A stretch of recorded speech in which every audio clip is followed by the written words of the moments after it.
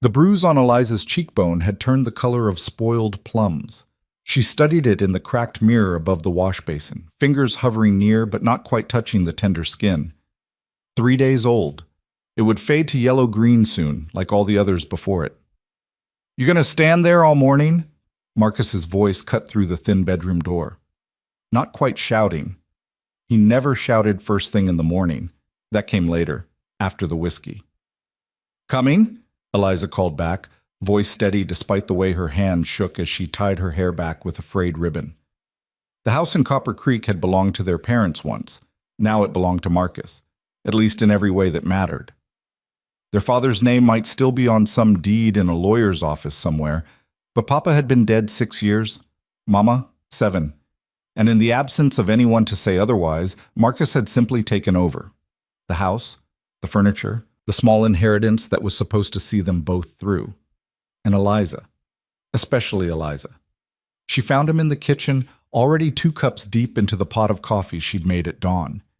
He didn't look at her when she entered, just jerked his chin toward the stove. "Eggs, and don't burn them this time." "I didn't burn them last time." The words slipped out before she could catch them. Marcus's eyes lifted then. Dark like hers, but mean with it. Mean in a way that suggested he enjoyed what came next. "You talking back to me?"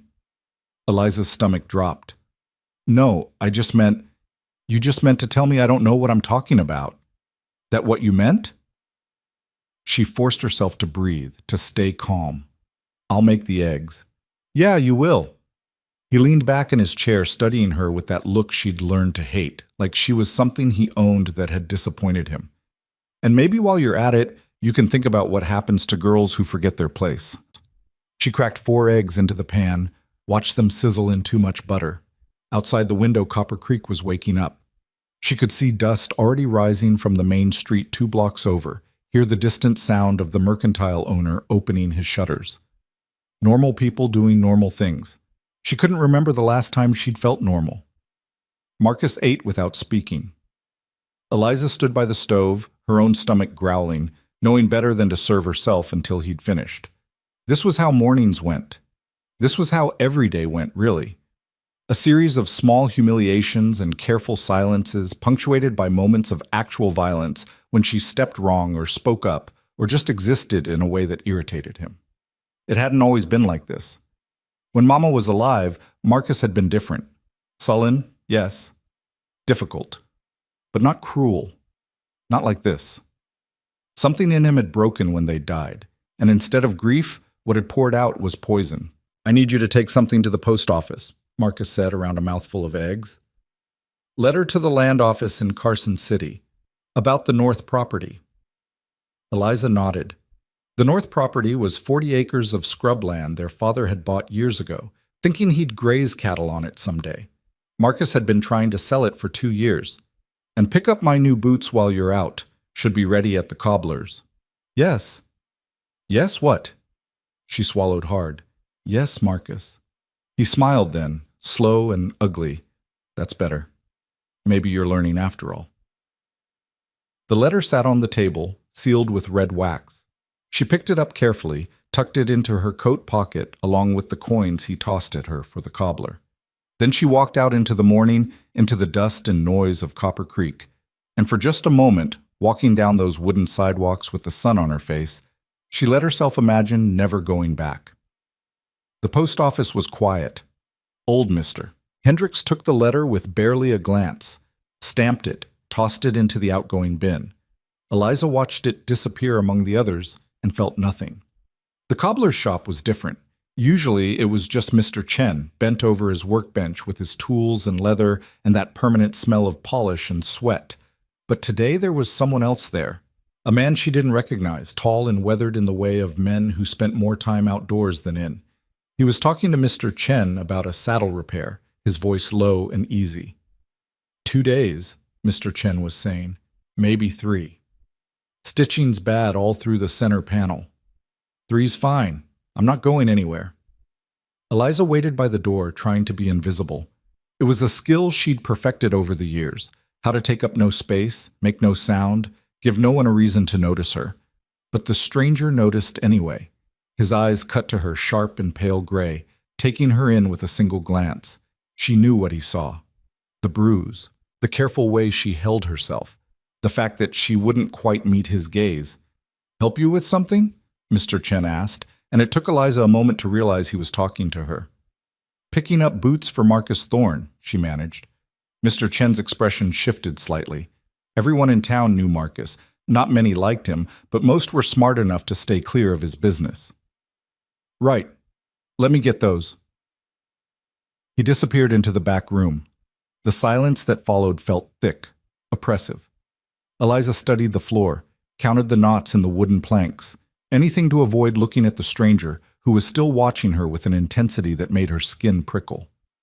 "That's a nasty bruise," he said finally. Her hand moved reflexively to her cheek. "I fell." "Uh-huh."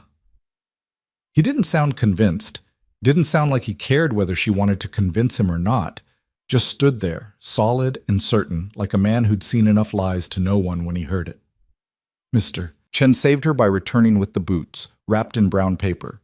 She paid him with Marcus's coins, took the package, and left without another word. But she could feel those gray eyes on her back all the way to the door. The walk home felt longer than it should have. Each step closer to that house made something in her chest constrict, made it harder to breathe. By the time she reached the front door, her hands were shaking again. Marcus was waiting in the parlor, bottle already open even though it wasn't yet noon. "Took you long enough." "There was a line," Eliza lied. She held out the boots. He snatched them from her, tore open the paper, examined them with the critical eye of a man looking for something to complain about. Found it too. "Stitching's sloppy on this one. Chen's getting lazy." Eliza said nothing. It was safer that way. "You know what I think?" Marcus set the boots aside, turned his attention fully to her. His eyes were already glassy from the whiskey. "I think you're getting ideas above your station, walking around town like you're somebody. But you're not somebody, Eliza. You're nobody. You understand that?" She nodded, throat tight. "Say it." "I'm nobody." "That's right. And you know what happens to nobodies who forget their place?" She knew what was coming, could see it in the way he stood, the set of his shoulders. She'd lived through it enough times to recognize the signs, but knowing didn't make it easier, didn't make it hurt less when his hand shot out and grabbed her arm, fingers digging in hard enough to leave marks. "I asked you a question." "They get reminded," Eliza whispered. "They get reminded." He shoved her backward, not hard enough to knock her down, but hard enough to send her stumbling. "That's exactly right. So maybe you need a reminder." The next 10 minutes were bad. Not the worst she'd endured, but bad enough. Marcus had learned over the years exactly how much damage he could do without leaving marks that showed. He was careful, strategic, the kind of violence that happened behind closed doors and left no witnesses. When it was over, Eliza lay on the parlor floor, ribs aching, head spinning. Marcus stood over her, breathing hard. "Clean yourself up. You look pathetic." He left. She heard his boots on the stairs, the slam of his bedroom door. Then silence. Eliza lay there for a long time.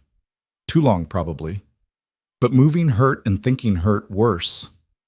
She stared at the ceiling, at the water stain in the corner that looked like a map of some country she'd never visit, and let herself imagine what would happen if she just stayed here, if she just gave up. But something in her wouldn't allow it, some stubborn, buried thing that refused to break no matter how many times Marcus tried. It was small and quiet and probably foolish, but it was hers. She pulled herself up, washed her face, changed her dress for one that didn't have dust and tears on it. Then she walked to the kitchen and started preparing dinner, because that's what came next. That's what always came next. Night fell. Marcus ate, drank more. Eventually passed out in his chair, snoring loud enough to shake the windows. And Eliza sat in her room with a candle burning low and a thought taking shape in her mind. What if she left? It wasn't the first time the thought had occurred to her, but it was the first time it felt less like fantasy and more like possibility. She had nothing. No money saved, no friends to run to, nowhere to go. But she also had nothing to lose except the daily certainty of pain. She pulled out the small bag she kept under her bed, started filling it with things that mattered. Not much. A change of clothes, the photograph of her parents, Mama's wedding ring, hidden away all these years, a crust of bread and a hunk of cheese stolen from the larder. It all fit in the bag with room to spare. Her whole life, reduced to 10 pounds of cloth and sentiment. She waited until the house was silent, until Marcus's snores had settled into a deep, whiskey-soaked rhythm. Then she crept downstairs, bag in hand, heart hammering so hard she was sure it would wake him. The front door creaked. She froze, certain she'd be caught. But the snoring continued, undisturbed. Then she was outside. In the night, in the cold air and darkness and freedom. She had no plan, no destination. She just walked, heading toward the edge of town where the buildings thinned out and the desert began. If she could make it to the main road, maybe she could flag down a wagon heading east. Maybe someone would take pity on her. Maybe... She didn't see the horseman until he was almost on top of her. The animal came out of nowhere, massive and dark and moving too fast. Eliza had just enough time to register hoofbeats before instinct took over and she threw herself sideways, but not quite far enough.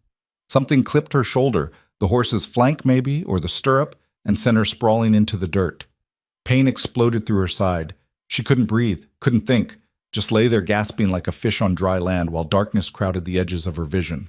Then hands, strong ones, pulling her upright. "Jesus, you all right?" The voice was familiar. It took her a moment to place it through the ringing in her ears. Gray eyes, the stranger from the cobbler's shop. "I didn't see you," he was saying.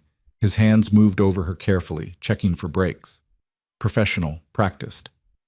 "Damn near ran you over. Can you stand?" Eliza managed a nod, tried to get her feet under her, failed. The stranger, what had Mr. Chen called him, caught her before she went down again. "Easy, you took a hard knock." He studied her face in the moonlight, saw the bruise, older now, but still visible. Then his eyes dropped to her bag, lying a few feet away in the dust, its contents spilled out. The bread, the photograph, the wedding ring. Understanding crossed his features. Running away? There was no point in lying. Yes. He didn't ask from what, didn't ask why, just glanced back toward town, toward the house she'd fled, then back to her. "You picked a hell of a night for it. Storm coming in from the west. You'll freeze if you're out on the road." "I don't care." "Yeah, well." He bent down, started gathering her things, putting them back in the bag with careful hands. "You say that now, but you will when you're huddled under a rock somewhere wishing you were dead." "I already wish I was dead." The words came out flat, honest. They surprised her almost as much as they seemed to surprise him. He straightened, bag in hand, and looked at her with something that might have been respect. "What's your name?" "Eliza. Eliza Thorne." "Caleb Rourke." He offered his hand. She shook it, bemused. "And here's what's going to happen, Eliza Thorne. You're going to get on my horse. I'm going to take you somewhere safe. And tomorrow, when you've had food and sleep and time to think, you can decide whether you still want to run. Deal?" She wanted to argue, wanted to tell him she didn't need his help, didn't need anyone. But the truth was she did need help, desperately. And something about this man, this stranger who'd nearly run her over and was now offering her kindness without asking for anything in return, made her want to trust him. "Where?" she asked. "Boarding house about 5 miles north of here. My aunt runs it. She's mean as a snake and twice as tough, but she's fair, and she doesn't tolerate men who beat women." Eliza's breath caught. "How did you—" "I've got eyes." Caleb gestured to the bruise. "And I've seen enough to know the difference between a fall and a fist. You don't have to tell me anything you don't want to. But if you're running, you should run to something, not just away. Makes the difference between surviving and living." He was right. She knew he was right. But trusting felt dangerous, felt like stepping off a cliff with no guarantee of solid ground below. Still, what other choice did she have? "Okay," she whispered. Caleb nodded once, then moved to his horse, a big bay gelding with intelligent eyes and a patient demeanor. He swung into the saddle with easy grace, then reached down. "Give me your hand." She did. His grip was strong and sure as he pulled her up behind him. She had to wrap her arms around his waist to keep from falling, had to press against his back. It was the closest she'd been to another person in years, and it felt strange. Not bad, just strange. "Hold tight," Caleb said. Then he spurred the horse forward, and Copper Creek began to fall away behind them. Eliza didn't look back, couldn't bear to, just held on and let herself be carried into the darkness, toward something unknown and terrifying and possibly, just possibly, better than what she was leaving behind. The ride took longer than 5 miles should have. The road was rough, full of ruts and rocks that made the horse pick its way carefully. Eliza's ribs ached with every jolt, but she didn't complain, just focused on breathing, on staying upright, on not thinking about what Marcus would do when he woke and found her gone. "You all right back there?" Caleb asked at one point. "Yes. You're a terrible liar." Despite everything, Eliza felt her mouth twitch, almost a smile. "I know. We're almost there." The boarding house appeared out of the darkness like something from a dream. It was bigger than she'd expected, 2 stories of weathered wood and stone, with lights burning in several windows despite the late hour. A barn stood off to one side, and she could see chickens roosting in a coop near the back. It looked lived in, loved even. Caleb dismounted, then helped her down. Her legs nearly buckled when her feet hit the ground, but she forced them to hold. The front door opened before they reached it. A woman stepped out onto the porch, lamp in hand, expression stern. She was older than Eliza had expected, maybe 60, with iron-gray hair pulled back in a severe bun and eyes that missed nothing. "Caleb, it's past midnight. I know, Aunt Rose, this is Eliza. She needs a place to stay."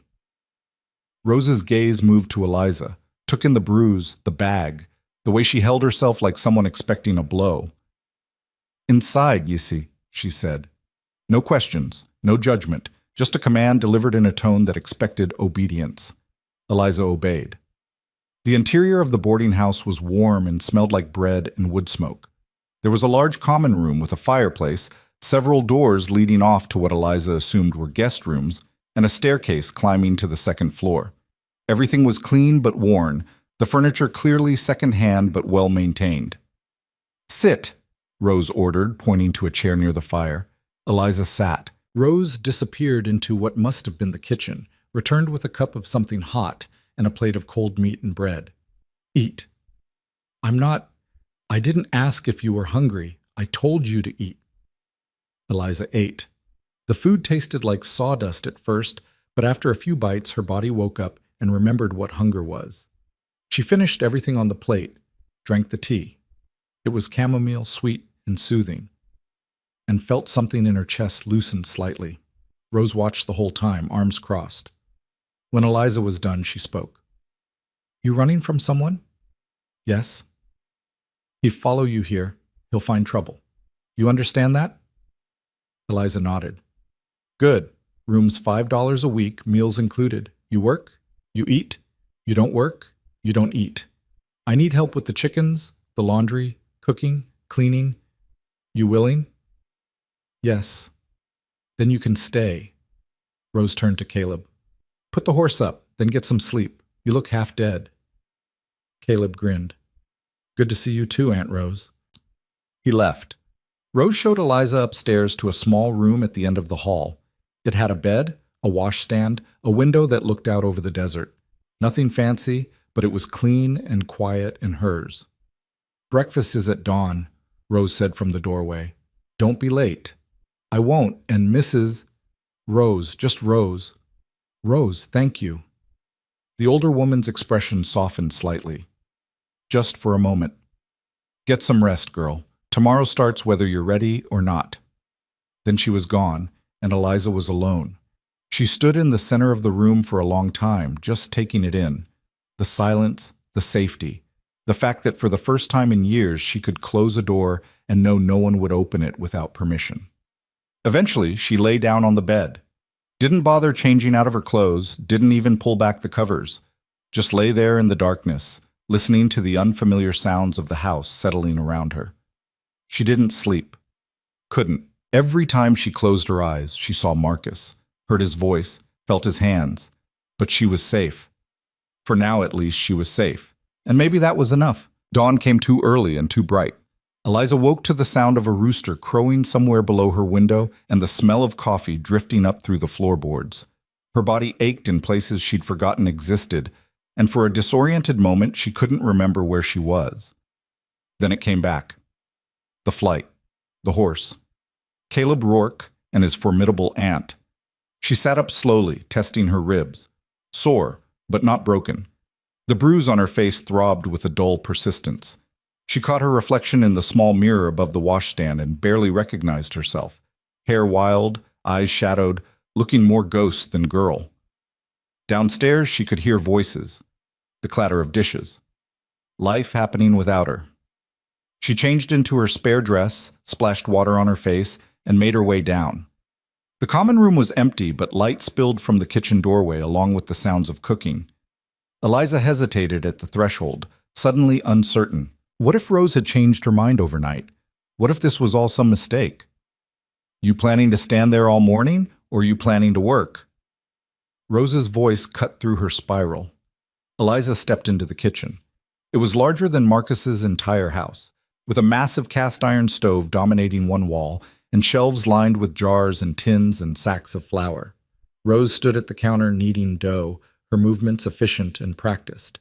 She didn't look up when Eliza entered. There's coffee in the pot.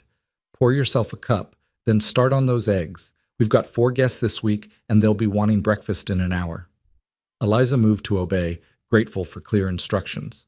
The coffee was strong enough to strip paint, bitter and hot, and exactly what she needed. She found the eggs in a basket near the pantry, counted out a dozen, and started cracking them into a bowl. You know how to cook? Rose asked. Some. My mother taught me before she died. Good, because I'm not running a charity here. You earn your keep or you leave. Understood? Yes, ma'am. Rose's hand stilled briefly in the dough. Rose, I told you last night, don't make me repeat myself. Yes, Rose. They worked in silence for a while. Eliza scrambled the eggs, fried up bacon that sizzled and popped, sliced bread from a loaf Rose had baked the day before. It felt strange to be working alongside someone instead of in fear of them. Strange, but not bad. The guests started filtering in around 7. 3 men, ranch hands from a spread 20 miles east, Rose explained, and 1 woman traveling alone to meet family in California. They ate with the focused intensity of people who did hard physical labor, barely speaking except to ask for more coffee or another slice of bread. Eliza kept to the kitchen, washing dishes and staying out of sight. Old habits. When the meal was done and the guests had scattered to their various business, Rose finally sat down with her own cup of coffee. She studied Eliza over the rim. You planning to tell me what you're running from, or am I supposed to guess? Eliza's hands stilled in the dishwater. My brother. He hit you? Yes. Often? Often enough. Rose nodded slowly, like this confirmed something she already knew. Parents? Dead. 6 years for my father, 7 for my mother. And your brother took over the household? Yes. Let me guess. Started out just being strict, then mean, then violent. And you stayed because you had nowhere else to go and no money to get there with. Eliza turned to look at her. How did you? Because I've seen it before. More times than I care to count. Rose set down her cup with a sharp click. Men like your brother, they don't start out monsters. They grow into it, feed on it. And girls like you stay because you've been told your whole life that you're supposed to endure. That suffering is noble. That if you just try harder, be better, quieter, smaller, maybe he'll stop. It's not that simple. It never is. But here's what you need to understand, girl. Simple or not, you're out now. And if you want to stay out, you need to stop thinking like prey, because prey gets caught every single time. The words hit like a slap. Eliza felt heat rise in her face. I don't know how to be anything else. Then you'll learn. Rose stood, brushed flour from her apron. Caleb's out in the barn. When you're done here, go find him. He'll show you the rest of the chores. She left before Eliza could respond. Left her standing in the kitchen with her hands dripping dishwater and her mind reeling. The barn smelled like hay and horses and leather. Eliza found Caleb mucking out stalls, his shirt already stained with sweat despite the early hour. He looked up when she entered, a slight smile crossing his weathered face. "Survived breakfast with Rose, I see." "Barely," he laughed. It was a good sound, easy and genuine. "She grows on you, like a fungus." "I heard that," Rose's voice called from somewhere outside. Caleb's grin widened. "Come on, I'll show you around." The property was bigger than Eliza had realized in the dark. Besides the main house and barn, there was a chicken coop, a vegetable garden, a smokehouse, and a well with the clearest water she'd ever seen. Caleb walked her through each task with patient detail, how Rose liked the eggs collected, where to dump the slop for the pigs they kept out back, which tools went where. "You ever work a ranch before?" he asked as they scattered feed for the chickens. "No, just kept house for my brother." "This'll be different then. Harder in some ways, easier in others." He paused, watching her carefully. "You sleep at all last night?" "Not much." "Figured. You've got that look. Like a spooked horse." Eliza bristled. "I'm fine." "Didn't say you weren't, just said you look spooked. And there's no shame in it. What you did, leaving like that, took guts. Most people never manage it. Most people probably have somewhere to go." "Maybe. Or maybe they just convince themselves they do." Caleb tossed the last handful of feed, dusted off his hands. "Point is, you made it out. That's the hard part. And the easy part? There isn't one.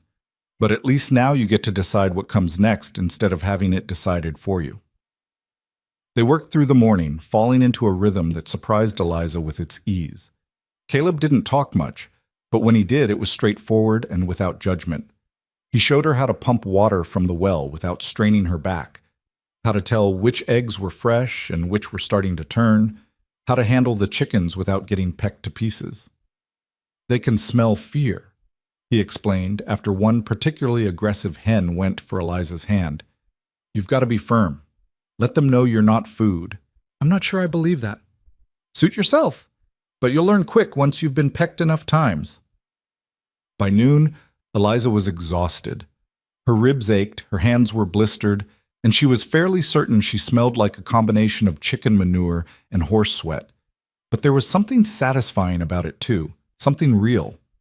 She'd worked hard and accomplished things, and no one had screamed at her or told her she was worthless.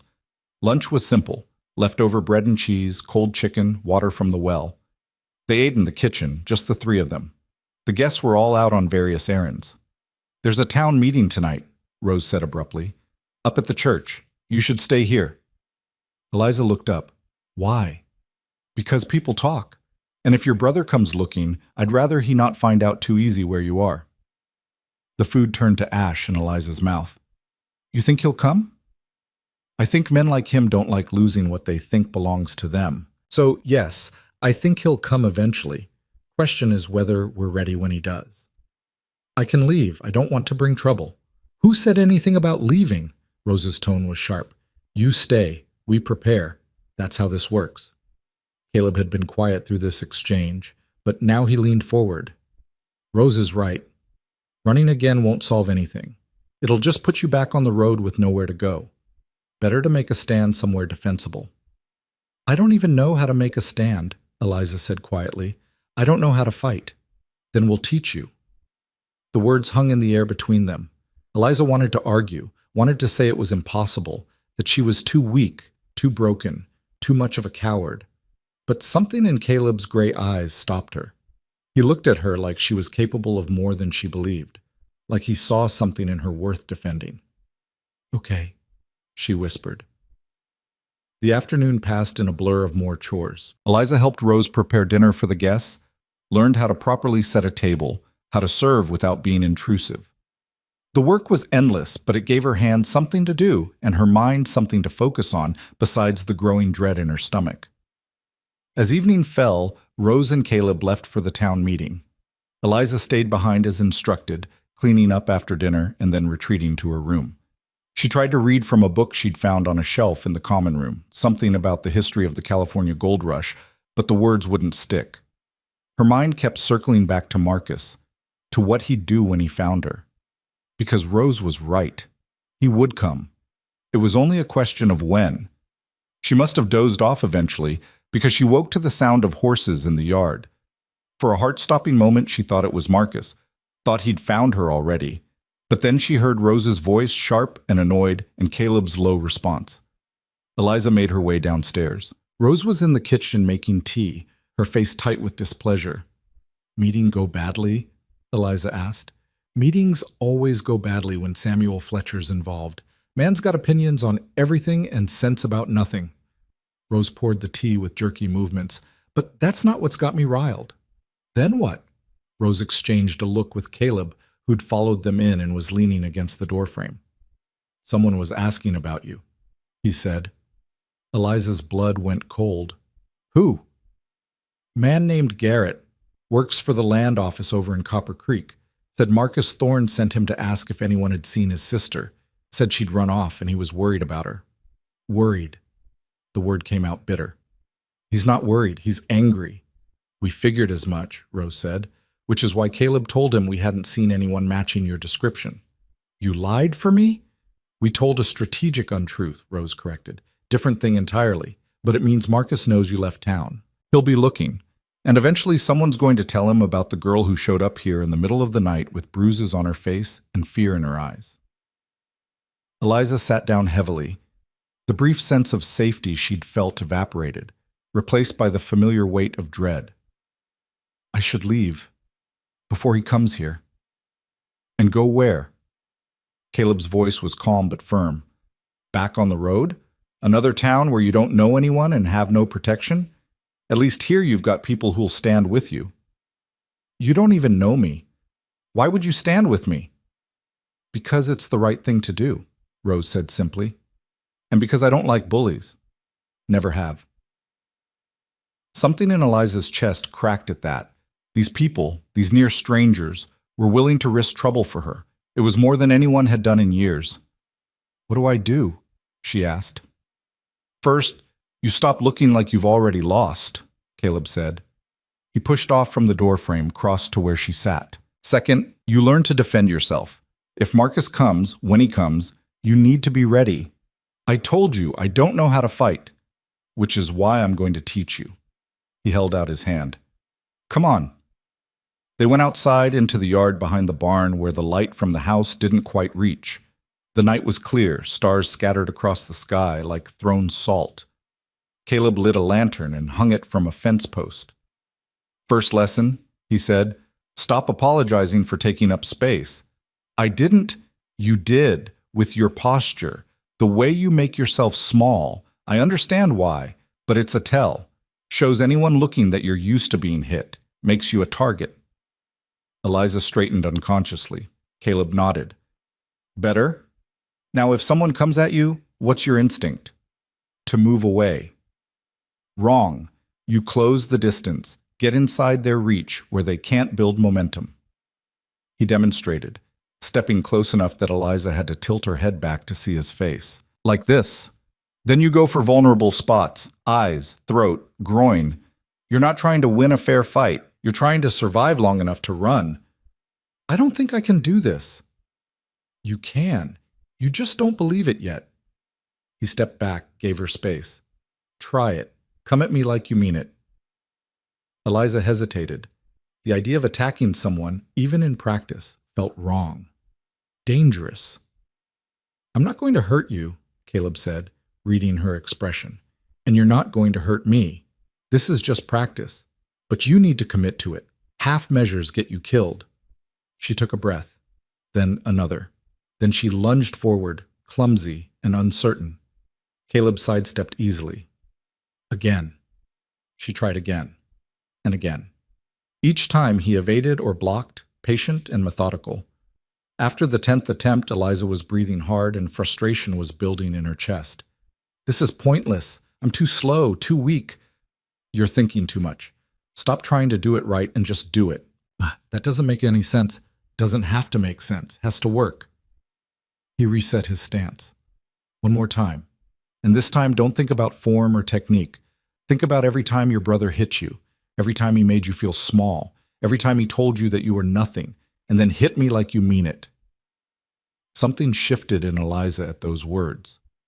Heat flooded through her, not embarrassment this time, but anger. Real anger, the kind she'd been swallowing down for years. She thought about Marcus, about his fists and his words, and the way he'd taken everything from her, about the girl she used to be before he'd beaten her into a shape he could control.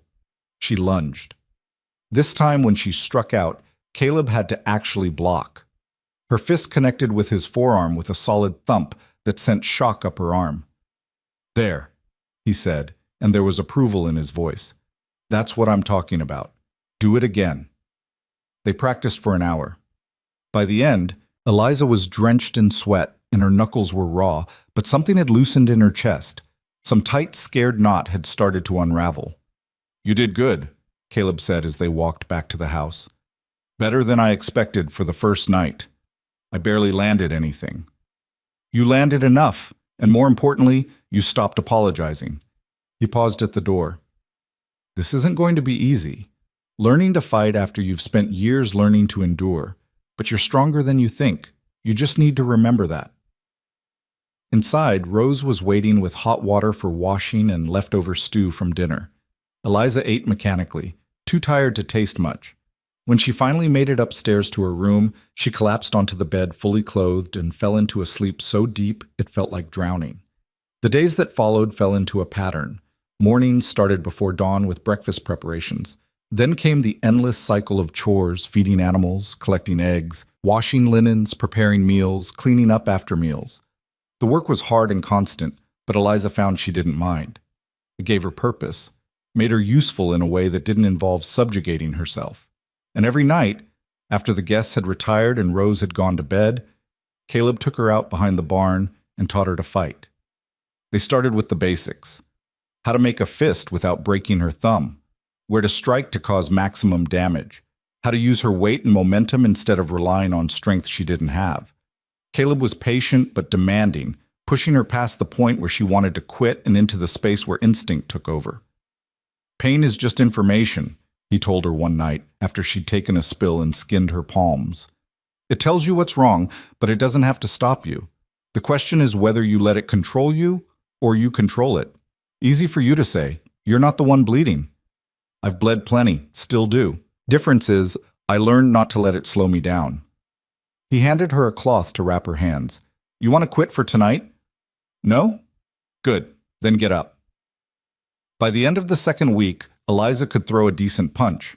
By the end of the third, she'd actually managed to knock Caleb back a step when she caught him off guard. The look of surprise on his face was worth every bruised knuckle. But it wasn't just fighting he taught her.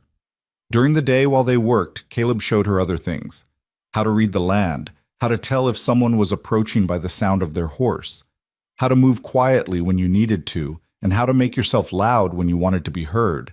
Small skills that added up to something bigger: awareness, preparedness, the ability to see trouble coming instead of just enduring it when it arrived. "You're teaching me to be paranoid," Eliza said one afternoon as they mended fence posts. "I'm teaching you to be careful. There's a difference." "Is there?" "Paranoid means seeing threats that aren't there. Careful means being ready for the ones that are." He drove a post into the ground with 3 solid strikes. "Your brother's a real threat. Preparing for him isn't paranoia.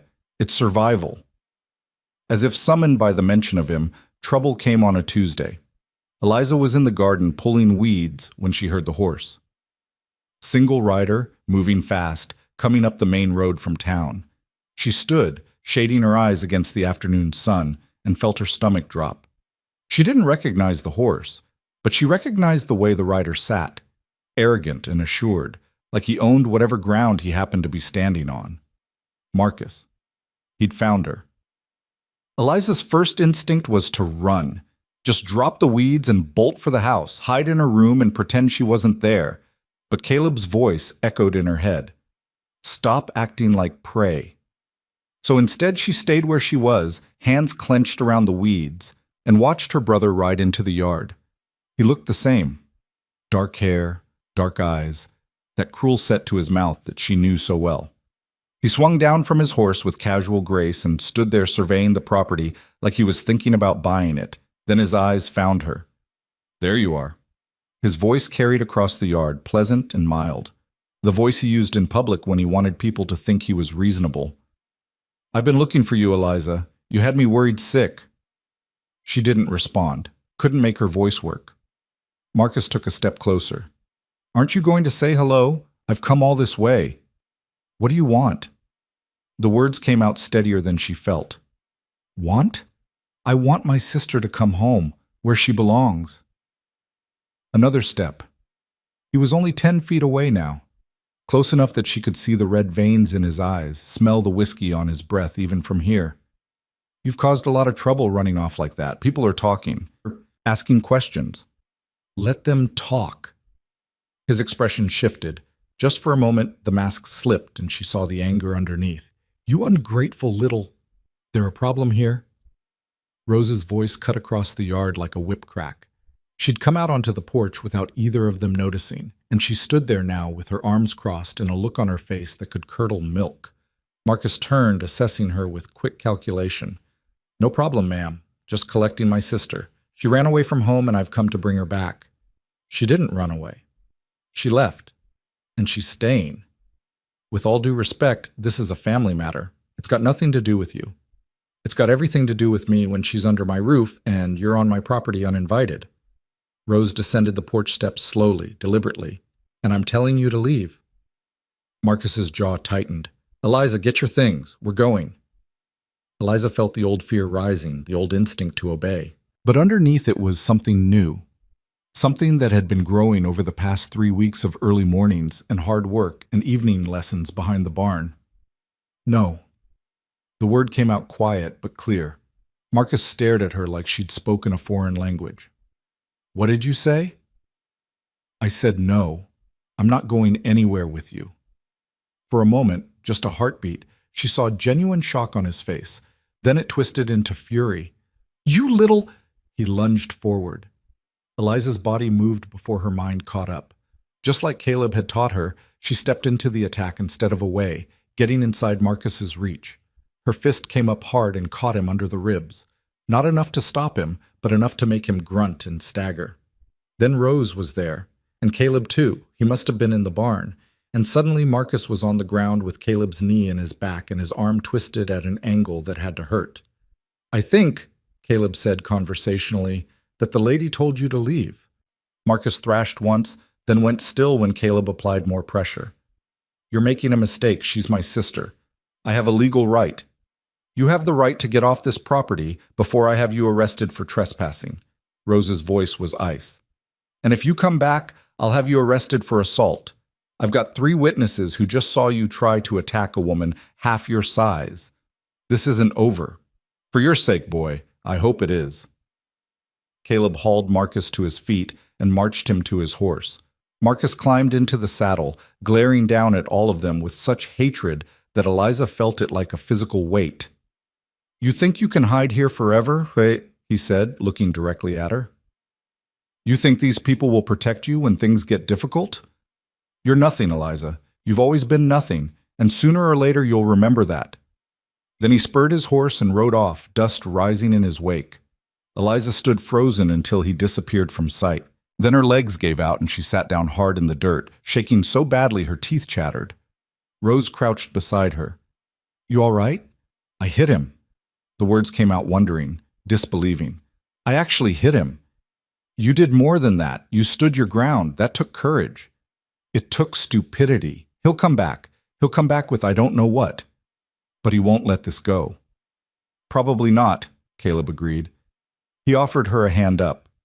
"But next time we'll be ready, and so will you." That night, they didn't practice fighting. Instead, they sat in the kitchen and made plans. Rose knew the sheriff in the nearest town with an actual law office, a man who owed her a favor. She'd send word, explain the situation, see if there was any legal recourse. Caleb talked about securing the property, making it harder for anyone to approach unseen. And Eliza listened, still half convinced this was all a dream she'd wake from any moment. "He meant what he said," she told them finally, "about coming back. Marcus doesn't forgive and he doesn't forget." "Neither do I," Rose said. Her eyes were hard as flint. "He wants a fight. He'll get one. But he won't get you. Not while I'm breathing." Later, alone in her room, Eliza looked at her hands. The knuckles were scraped from where she'd hit Marcus, the nails broken from weeks of hard work. They didn't look like her hands anymore. Didn't look like the hands of the girl who'd fled Copper Creek a month ago. She thought about what Marcus had said, that she was nothing, that she'd always been nothing. But sitting there in her small room in Rose's boarding house, with the smell of bread from the kitchen and the sound of Caleb checking the locks downstairs, she didn't feel like nothing. She felt like someone who'd taken a first step toward becoming whoever she was supposed to be. It wasn't much, but it was hers. And maybe that was enough for now. The waiting was worse than anything Marcus had done to her directly. 3 days passed, then a week, then 2. Every sound made Eliza jump. Every horse on the road sent her pulse racing. She slept with a knife under her pillow, one Caleb had given her from his own collection, and woke at the slightest noise, heart hammering against her ribs. But Marcus didn't come. Not yet. "He's planning something," Eliza said one morning as she and Rose kneaded bread in the kitchen. Her hands worked the dough with more force than necessary, punching it down like she could beat her anxiety into submission. "That's what he does. He waits until you think you're safe, and then he strikes." Rose didn't argue with her. That was one thing Eliza had come to appreciate about the older woman. She never offered empty reassurances. Maybe he realized he'd bitten off more than he could chew and decided to leave you alone. "You don't believe that?" "No, but I'm trying to be optimistic." Rose shaped her dough into a neat round and set it aside to rise. "The sheriff sent word back. Said there's not much he can do unless Marcus actually commits a crime. Harassment's hard to prove, and family disputes aren't usually something the law gets involved in." Eliza had expected as much, but the confirmation still felt like a punch to the gut. "So he can just show up whenever he wants, and there's nothing anyone can do about it." "I didn't say that. I said the law won't help. That's different." Rose wiped her hands on her apron, left flour fingerprints on the dark fabric. "We've got options the sheriff doesn't have. Less legal ones, but more effective." "Like what?" "Like making it clear to your brother that coming here again would be a very bad decision." Rose's smile was sharp as broken glass. "I've been running this place for 20 years. You don't last that long out here without learning how to handle trouble." Before Eliza could ask what that meant, one of the guests called from the common room asking for more coffee. She went to deal with it, leaving Eliza alone with her thoughts and the rising bread. The days continued their pattern. Work from dawn until dusk, practice fighting with Caleb in the evenings, collapse into bed too exhausted to do anything but sleep. Eliza's hands developed calluses. Her arms grew stronger from hauling water and lifting feed sacks. The permanent ache in her ribs finally faded, replaced by the healthy soreness of muscles being used properly. She was changing. She could feel it happening, like a snake shedding its skin. The frightened girl who'd fled Copper Creek was still there, still whispering that she should run, that she was making things worse by staying. But another voice had joined it, louder now, getting stronger. The voice that said she had a right to exist without fear, that she deserved better than what Marcus had given her. "You're getting faster," Caleb observed one evening as they sparred. He blocked her punch, but had to actually work at it this time. "And you're not telegraphing as much. Your eyes used to give away every move before you made it. Is that good or bad?" "It's progress, which is all anyone can ask for." He reset his stance. Again. They went through the drills until full dark, until Eliza's shirt was soaked with sweat and her lungs burned. When Caleb finally called an end to it, she bent over with her hands on her knees, gasping. "I have a question," she said when she could breathe again. "Ask it. Why are you doing this? You and Rose both. You don't know me. You don't owe me anything, but you're risking trouble with Marcus, spending time training me, giving me a place to stay." She straightened, met his eyes. "Why?" Caleb was quiet for a long moment. Then he walked over to the water barrel, filled 2 tin cups, handed her one. He drank half of his before answering. "I had a sister once," he said finally. "Grace, 3 years younger than me. Prettiest girl in Carson City," everyone said. "She married a man named Thomas Webb when she was 17. Seemed like a good match. He had money, prospects. Our parents approved." He paused, staring into his cup like he could see the past reflected there. "Thomas was charming right up until the wedding. Then he changed, started drinking, started hitting. Grace tried to hide it, but I could see the bruises, the way she flinched when he moved too fast.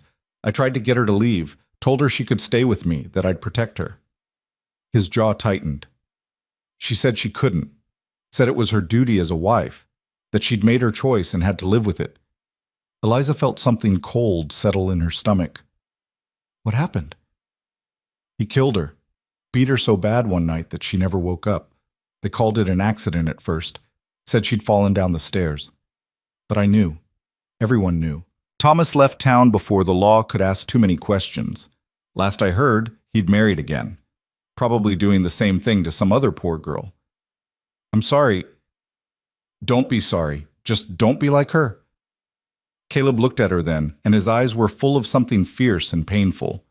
When you showed up that night, bruised and running, you reminded me of Grace. Same look in your eyes, same way of making yourself small. And I thought, here's a chance to do what I couldn't do for my sister, to help someone get out before it's too late. I'm not your sister. No, but you could be alive this time next year. That's more than Grace got. He drained his cup, tossed the dregs into the dirt. So that's why, because I couldn't save her, but maybe I can help you save yourself. They walked back to the house in silence. Eliza turned his words over in her mind, trying to process them. She'd thought she understood why Caleb was helping her. Kindness, maybe. Moral obligation. But this was different. This was personal. This was grief turned into action. It made her want to work harder, to prove his faith in her wasn't misplaced. The next morning brought a stranger to the boarding house. A man on a gray horse, well-dressed but dusty from the road. He asked for a room and meals for 3 days, paid in advance with clean bills that suggested either honest work or successful crime. Rose took his money and his name, Arthur Finch, he said, passing through on business, and showed him to one of the upstairs rooms.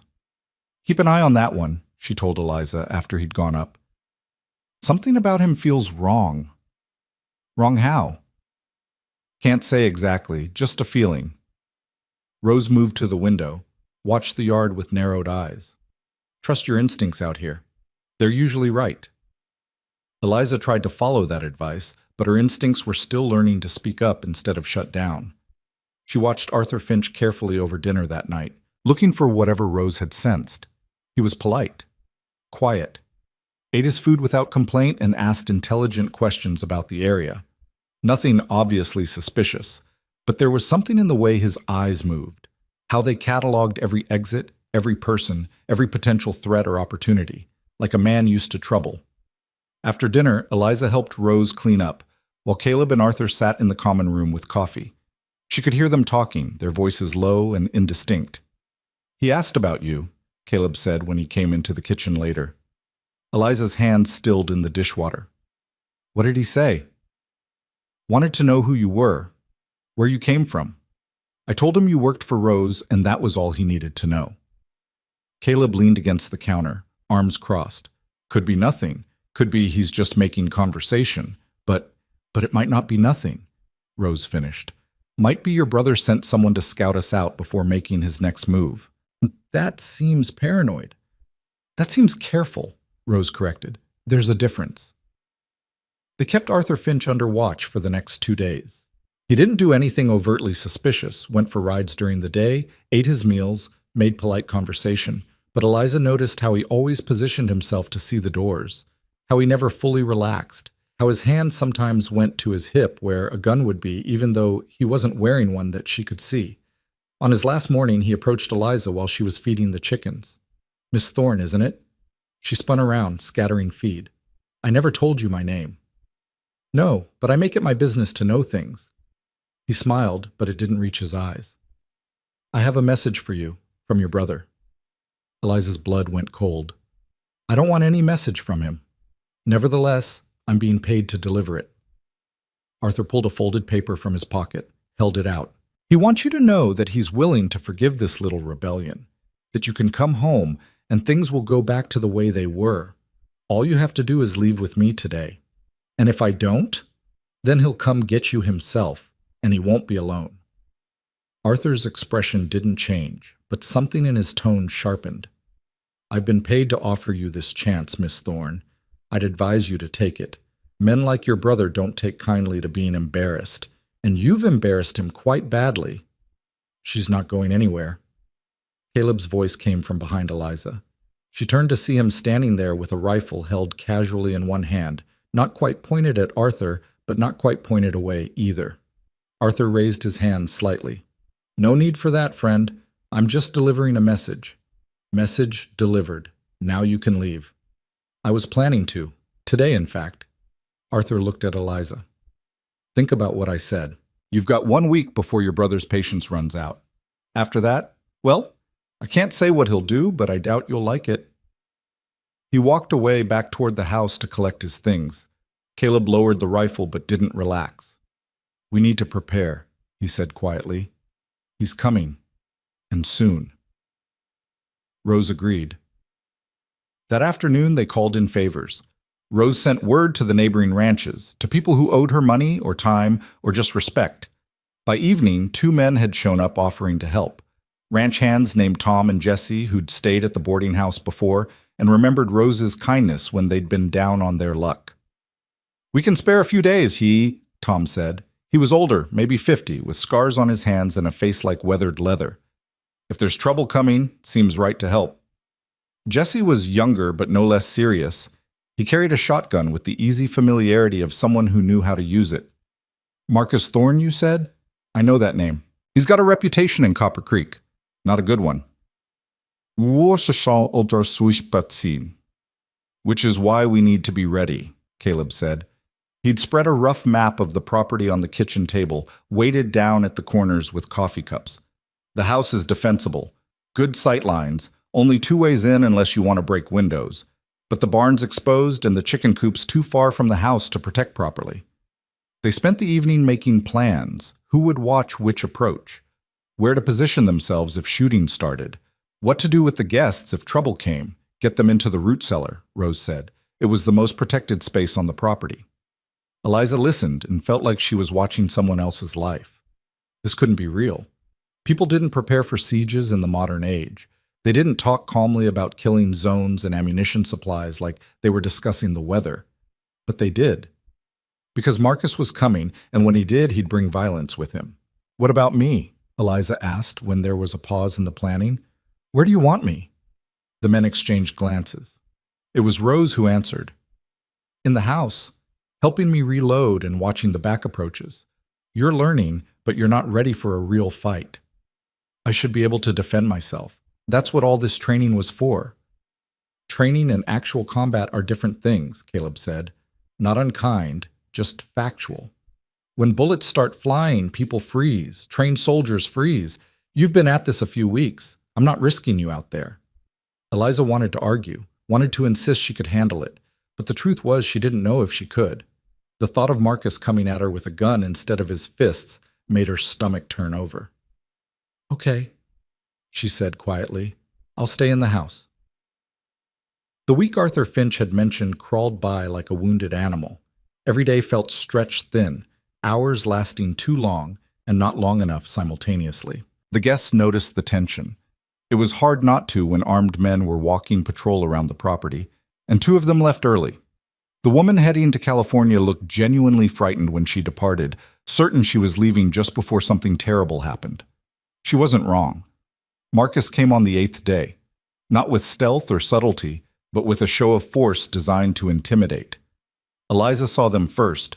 She was upstairs changing bed linens when she heard horses. Too many horses. She went to the window and felt her heart stop. There were 6 of them. Marcus in the lead on his black gelding, and 5 men she didn't recognize flanking him, all armed, all looking like the kind of people you cross the street to avoid. Rose! Her voice came out higher than she intended. They're here! The house erupted into motion. Rose rang the bell they'd set up to alert the men outside. Tom and Jesse came running from their posts. Caleb appeared from the barn, rifle already in hand. The remaining guests, just one now, an old man who'd refused to leave, was hustled down to the root cellar with promises that everything would be fine. It was a lie, but a necessary one. Marcus stopped his horse 50 yards from the house, far enough that they couldn't easily rush him, close enough that his voice would carry. Eliza. He sounded almost cheerful. Come on out. Let's talk about this like reasonable people. Caleb positioned himself on the porch, rifle resting across his arms. She doesn't want to talk to you. Turn around and leave. This is between me and my sister. You don't want to get involved in family business. Too late. Already involved. And I'm telling you one more time, leave. Marcus's expression hardened. You're making a mistake. All of you. I'm within my rights to retrieve my sister. She's family. She belongs with me. She's 22 years old, as Rose called from one of the upstairs windows. She belongs wherever she damn well pleases, and she pleases to be here. So you can take your hired thugs and get off my land. Or what? You'll shoot us? Marcus laughed. You're outnumbered and outgunned. You really want to die over some girl who's not even worth the trouble? Eliza stood back from the window, heart racing. She could see the men with Marcus shifting in their saddles, hands moving toward weapons. This was really happening. After weeks of waiting and preparing and hoping maybe it wouldn't come to this, here they were, on the edge of violence. Last warning, Caleb said. His voice was steady as stone. Leave now, or we make you leave. You can try. Marcus raised his hand. For a moment, everything hung suspended. 6 men on horseback facing 4 people in and around a boarding house, all of them armed, all of them waiting to see who would break first. Then Marcus dropped his hand and everything went to hell. The first shots came from Marcus's men. Wild and poorly aimed, more meant to scare than kill. But they still punched holes in the porch railing and shattered one of the downstairs windows. Rose returned fire from the upper window, her rifle cracking sharp and precise. One of Marcus's men yelped and grabbed his shoulder. Caleb fired next, aiming for the horses. The animals panicked, rearing and screaming. 2 of Marcus's men lost their seats and hit the ground hard. Tom and Jesse opened up from their positions flanking the house, their shots more measured and deliberate. Marcus and his remaining mounted men retreated out of easy rifle range, regrouping. Eliza watched from her window, hands gripping the sill so tight her knuckles went white. This was real. This was actually happening. People were shooting at each other because of her. Eliza! Rose's voice snapped her back to the moment. Get away from that window and help me reload. She obeyed, crossing to where Rose had set up a makeshift station with boxes of ammunition and spare rifles. Her hand shook as she tried to load cartridges, fumbling them twice before getting it right. Breathe, Rose said curtly. You panic. You're useless. We need you thinking clearly. Eliza forced herself to take a breath, then another, made her hands steady through sheer force of will. Below, Caleb was shouting orders. The 2 men who'd been thrown from their horses were scrambling for cover. Marcus and the others had dismounted and were using their horses as shields while they regrouped. They're going to try to get closer, Rose said, tracking them through the window. Under cover of dark, probably. We need to hold them off until then and hope they give up. And if they don't give up, then we're in for a long night. The siege settled into an ugly pattern. Marcus's men would try to advance, moving from cover to cover. The defenders would drive them back with rifle fire. No one had been killed yet, not that Eliza could see, but blood had been spilled on both sides. Tom had taken a graze across his ribs that left his shirt red. One of Marcus's men was down and not moving. Hours passed. The sun sank toward the horizon, painting the sky in shades of amber and red. Eliza helped Rose reload, carried water and ammunition, watched the approaches for any sign of movement. Every nerve in her body felt electric, alive in a terrible way. They're going to come after dark, Caleb said during a lull in the fighting. He'd come inside to check on them, his face streaked with powder smoke. Try to set fire to the barn, maybe, or rush the house when we can't see them coming. So what do? We make sure we can see them. He grabbed a coil of rope from the supply closet. There's oil lamps in the barn. I'm going to set them up around the perimeter, create a kill zone of light. Anyone tries to cross it, we'll see them clear as day. That's suicide. Rose said flatly. You'll be exposed the whole time. Got a better idea? She didn't. None of them did. Caleb slipped out the back door as full dark fell. Eliza watched from the kitchen window, tracking his shadow as he moved toward the barn. Marcus's men must have seen him too, because shots started coming from the tree line. But Caleb was fast and kept low, making himself a difficult target. He made it to the barn. A minute later, the first lamp flared to life. Then another, and another.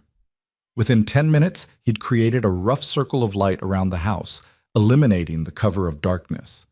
He was heading back when one of Marcus's men broke from cover, running toward him with a knife drawn. Eliza saw it happen like it was moving through water, too slow and too fast simultaneously. She opened her mouth to scream a warning, but Jesse was faster. His shotgun roared and the man went down in a heap. Caleb made it back to the house, breathing hard. "That's going to make them angry," he said. He was right. Within minutes, Marcus's men opened up with everything they had. Bullets hammered the house like hail, shattering windows and punching through the wooden walls. Eliza threw herself flat, covering her head with her hands as splinters rained down around her.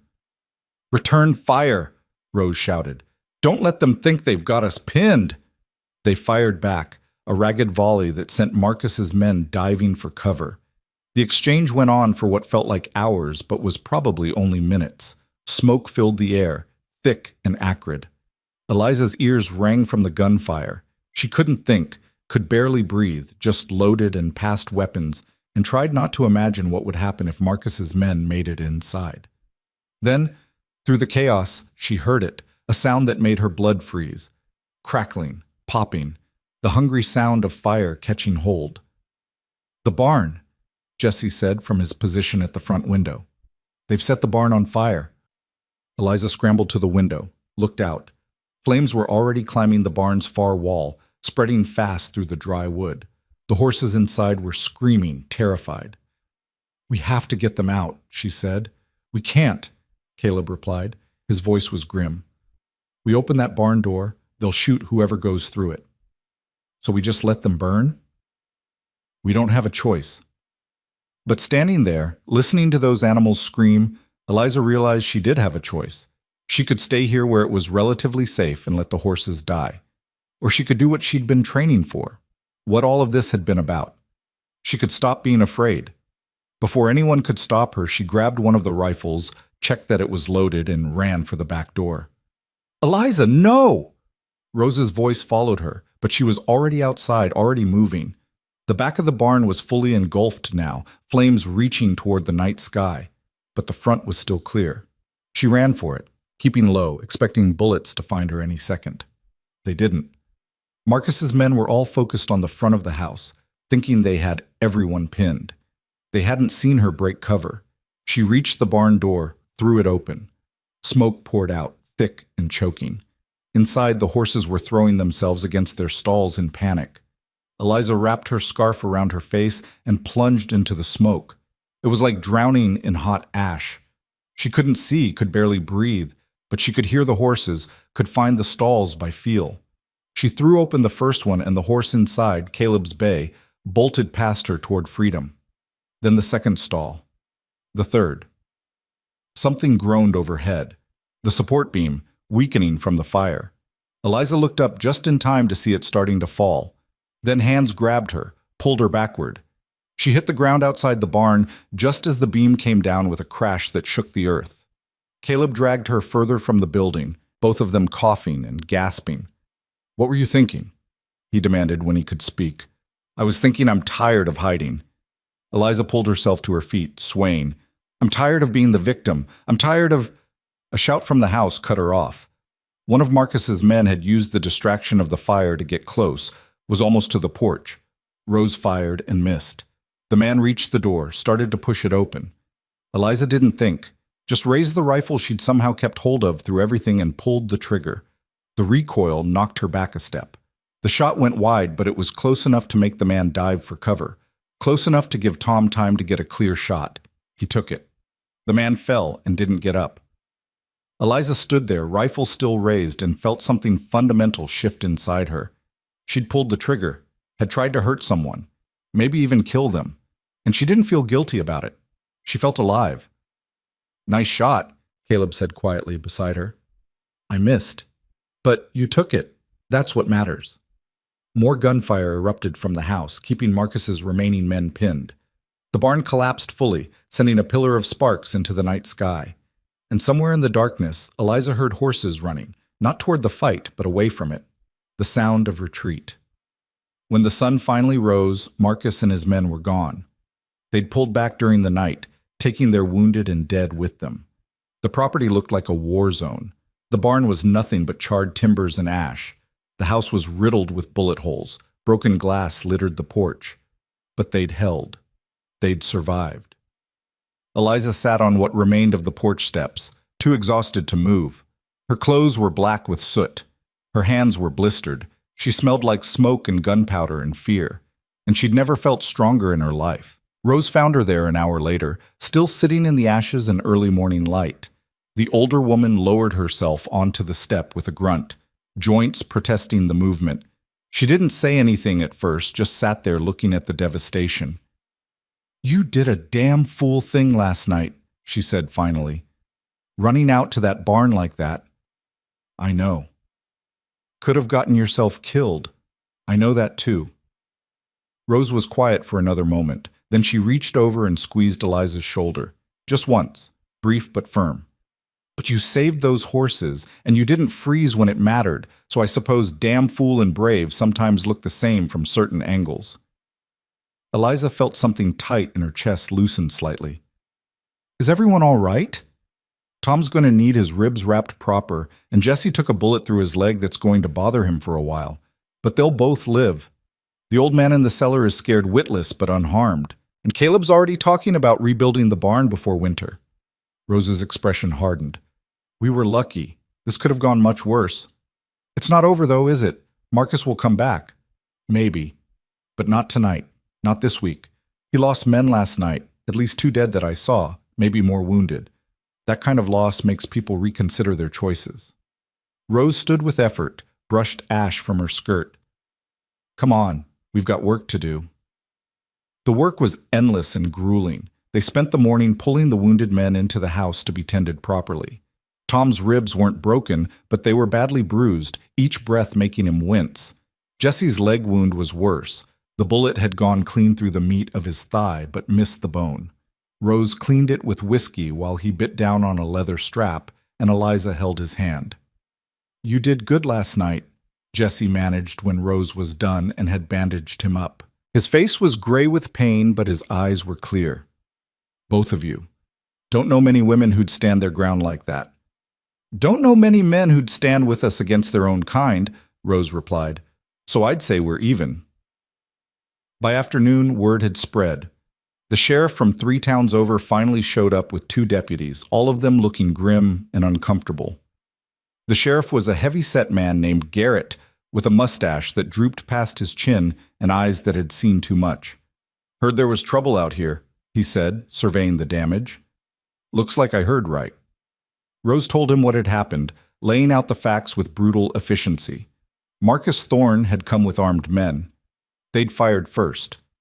The defenders had returned fire. Men had died on both sides.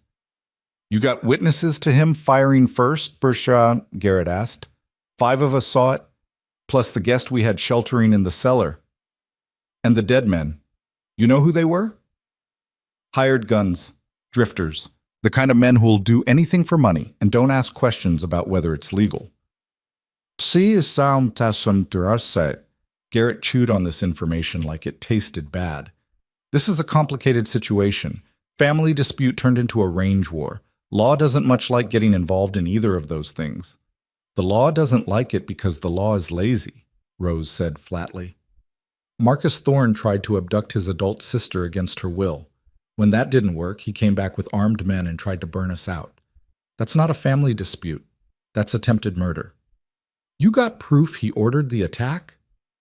"I've got his hired man, Arthur Finch, who delivered threats on Marcus's behalf. I've got 6 witnesses who saw Marcus leading those men, and I've got a barn that's nothing but ashes because of him." Garrett looked uncomfortable. "I'll need statements from all of you, and I'll have to go talk to Marcus, hear his side of things." "His side of things," Eliza repeated.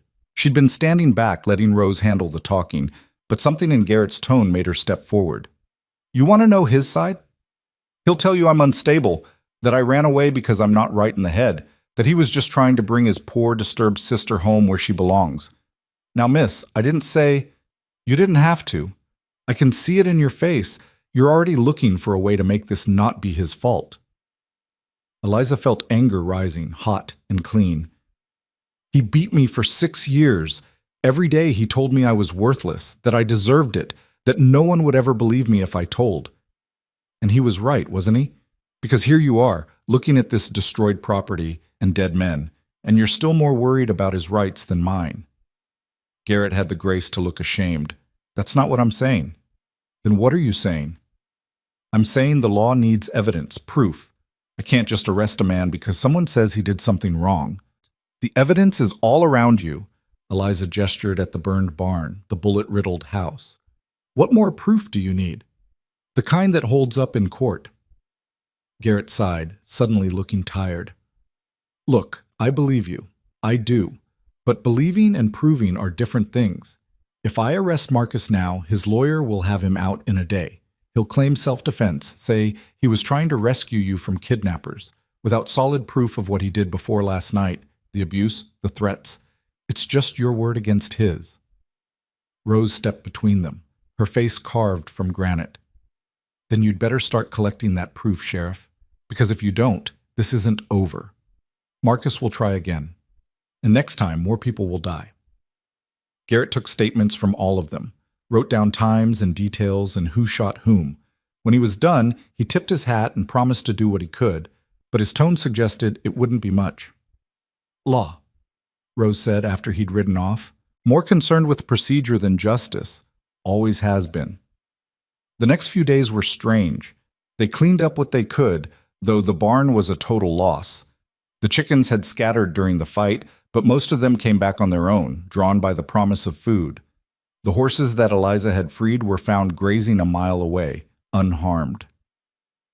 Small mercies in the midst of devastation. Tom and Jesse stayed on, both of them too injured to travel and too stubborn to leave until they knew Marcus was dealt with. They helped where they could, mending fence and patching bullet holes in the walls. The work was slow but steady. Caleb drew up plans for a new barn, something bigger and better than the old one.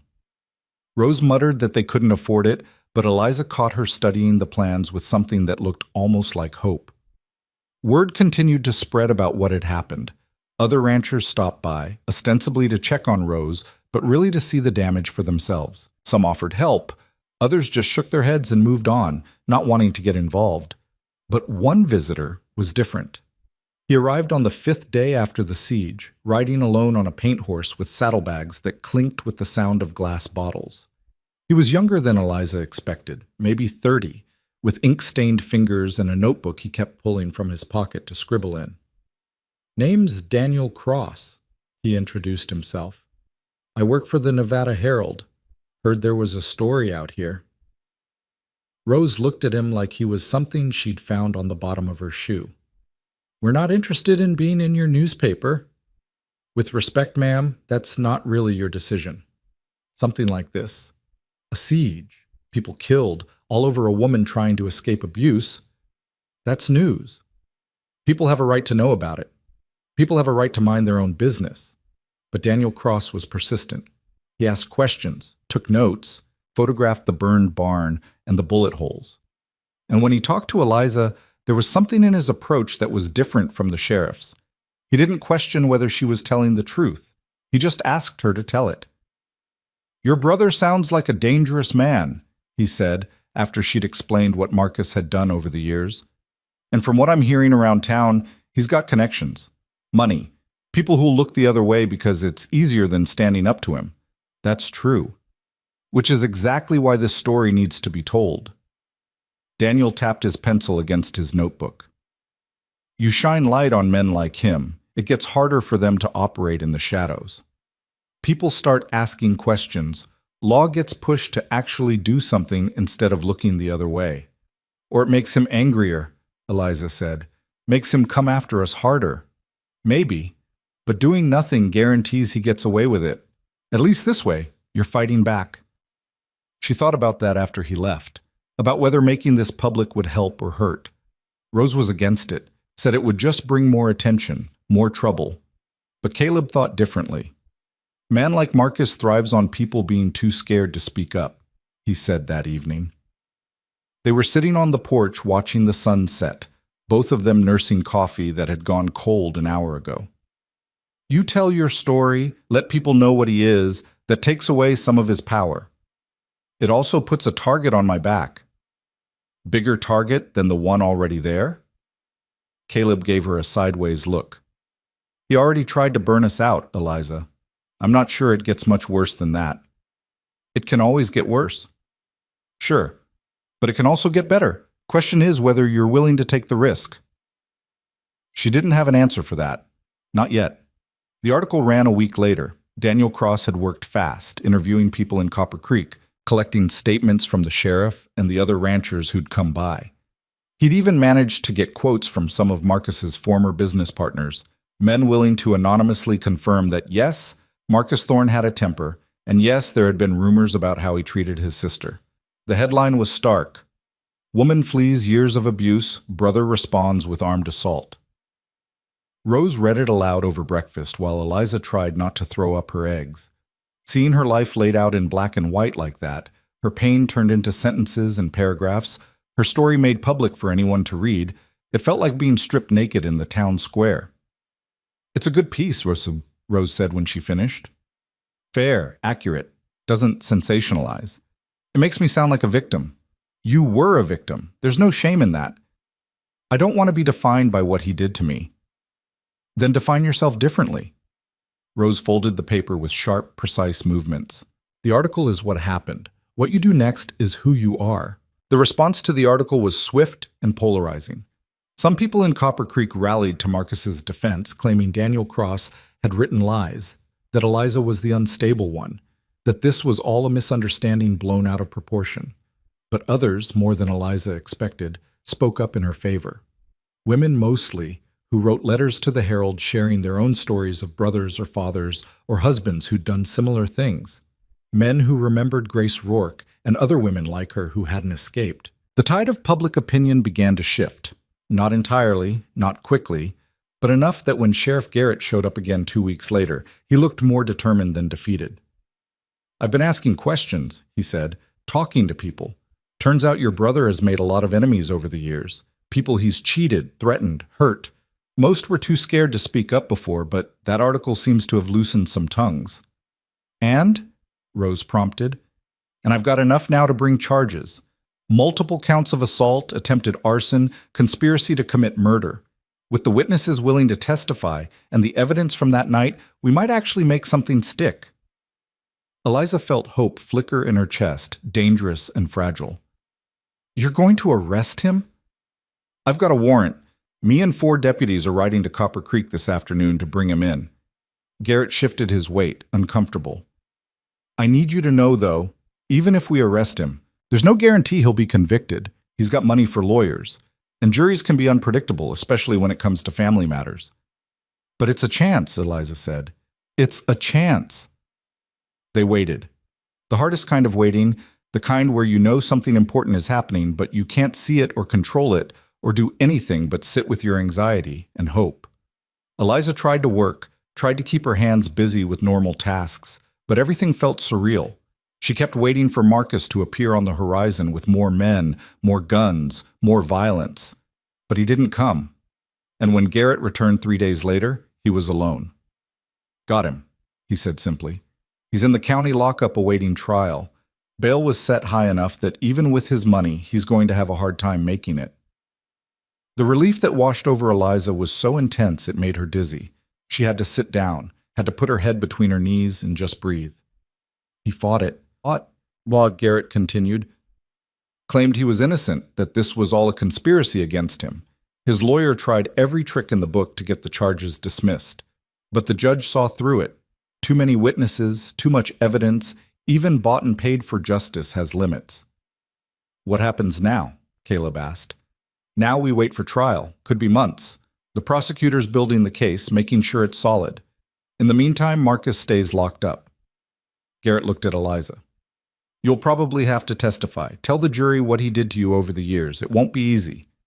None of this has been easy, Eliza said, but I'll do it, whatever it takes. The trial was set for early autumn. As summer stretched on, hot and dry, life at the boarding house found a new rhythm. The new barn went up slowly, built with lumber they could barely afford and labor from men who worked for promises of future payment. It wasn't as big as Caleb's original plans, but it was solid, defensible, he said. Because even with Marcus in jail, no one was naive enough to think the danger was completely gone. Eliza's nightmares changed. Instead of Marcus's fists, she dreamed of courtrooms, of standing in front of strangers and exposing every humiliation, every moment of weakness, of being cross-examined by lawyers who would try to make her look like a liar or a troublemaker, of juries who might decide that what happened to her wasn't really that bad, that family business should stay family business. "You're going to do fine," Caleb told her one night when he found her sitting outside, too anxious to sleep. "You've already done the hard part. You survived him. You got out. Everything else is just details. Details that could send him to prison or set him free. Either way, you're not going back to him. That's already decided. The trial just determines whether he pays for what he did." "And if he doesn't? If they let him go?" Caleb was quiet for a long moment. "Then we deal with that when it happens. But you can't live your life preparing for the worst possible outcome. Sometimes you have to trust that justice actually exists." "Do you believe that? After what happened to your sister?" "No," he admitted. "But I want to. And wanting to believe something is the first step toward making it real." September brought cooler weather and the trial date. Eliza traveled to the county seat with Rose and Caleb, the three of them staying in a boarding house that wasn't nearly as nice as Rose's. The courtroom was smaller than she'd imagined, wood-paneled and stuffy, with windows that didn't open far enough to let in fresh air. Marcus sat at the defense table in a suit that probably cost more than everything Eliza owned combined. He looked thinner than she remembered, harder. Prison hadn't been kind to him, but when his eyes found hers across the courtroom, there was no remorse in them, only hatred, cold and patient. The trial lasted 5 days. The prosecution called witness after witness. Tom and Jesse testified about the siege, about how Marcus had fired first. Daniel Cross testified about the people in Copper Creek who'd confirmed Marcus's violent reputation. Even Arthur Finch was found and compelled to testify, admitting under oath that Marcus had paid him to deliver threats. And then it was Eliza's turn. Walking to the witness stand felt like walking to her own execution. Every eye in the courtroom was on her. The jury, 10 men and 2 women, all of them strangers, watched her with expressions ranging from sympathy to skepticism. Marcus's lawyer, a sharp-faced man named Morrison, looked at her like she was something he was going to enjoy tearing apart. The prosecutor went first. His name was Hayes, and he'd spent time with Eliza preparing for this, coaching her on how to answer questions. "Stay calm," he'd said. "Tell the truth. Don't let Morrison rattle you." Easier said than done. Hayes led her through her story methodically. When had the abuse started? How often did it happen? Had she ever told anyone? Why had she stayed so long? Eliza answered as best she could, her voice steadier than she felt. She told them about the first time Marcus hit her, 6 months after their parents died. Told them about the years that followed, the escalation from slaps to punches to worse. Told them about being told she was worthless so many times she'd started to believe it. "And why did you finally leave?" and Hayes asked. "Because I realized staying was going to kill me. Maybe not that day or the next, but eventually. I'd become so small, so invisible, that I was barely alive anyway. Leaving was the only way to survive." Morrison's cross-examination was brutal. He questioned every detail, implied she was lying or exaggerating. Suggested she'd left because she wanted freedom from responsibility, not because she'd been abused. Painted Marcus as a concerned brother trying to care for a difficult sister. "Isn't it true," Morrison said, pacing in front of the jury box, "that your brother provided you with food, shelter, everything you needed? He provided those things, yes, while also beating me. Did you ever seek medical attention for these alleged beatings?" "No." "Why not?" "Because he told me if I did, he'd make it worse, and I believed him." "So we're just supposed to take your word for it, with no medical records, no police reports, nothing but your story?" "You could also take the word of everyone who saw the bruises, who heard him threaten me, who watched him try to burn down a building with me inside it." Morrison's expression flickered with irritation. He tried a different angle. Isn't it possible you misunderstood his intentions? That he was harsh because he cared about you, wanted to make you stronger? No? You seem very certain. I am certain, because caring doesn't leave bruises. Caring doesn't involve holding someone's life hostage just to feel powerful. The exchange went on for hours. By the time Morrison finished, Eliza felt wrung out, hollow. But she'd done it. She'd told her truth in front of strangers and cameras and Marcus himself, and she hadn't broken. The closing arguments came the next day. Hayes laid out the evidence piece by piece, building a case that was damning in its completeness. Morrison argued reasonable doubt, claimed the prosecution had failed to prove intent, suggested the whole thing was a tragic misunderstanding. The jury deliberated for 6 hours. When they came back, Eliza couldn't breathe, couldn't move. Just sat there gripping Rose's hand while the foreman stood and read the verdict. Guilty. On all counts. The word hit her like a physical blow. Guilty. They'd believed her. They'd looked at all the evidence and all the testimony, and they'd decided that what Marcus did was wrong, was criminal, was worthy of punishment. Marcus's face went white, then red. He started to stand, but the bailiff pushed him back down. His lawyer was already talking about appeals, about errors in the trial. But it didn't matter, not right now. Right now, Marcus was guilty. The sentencing came a week later. The judge, a stern woman named Harriet Klein with steel gray hair and no patience for nonsense, looked at Marcus with something like disgust. "Mr. Thorne," she said, "you have been found guilty of multiple serious crimes, assault, arson, attempted murder. The evidence presented shows a pattern of violence and control spanning many years. You used your position as your sister's guardian to terrorize and abuse her, and when she finally escaped, you responded with even greater violence." Marcus stood rigid, jaw clenched. "This court finds that you pose a significant danger to society and to your sister in particular. Therefore, I am sentencing you to 15 years in the territorial prison. You will serve a minimum of 12 before becoming eligible for parole. And let me be clear, if you ever harm or threaten your sister again, I will personally ensure you spend the rest of your natural life behind bars." 15 years. Eliza let the number sink in. 15 years meant she'd be nearly 40 when he got out. Meant she'd have more than a decade to build a life without fear, without looking over her shoulder. It meant freedom. They left the courthouse in a daze. Outside, Daniel Cross was waiting with his camera and notebook.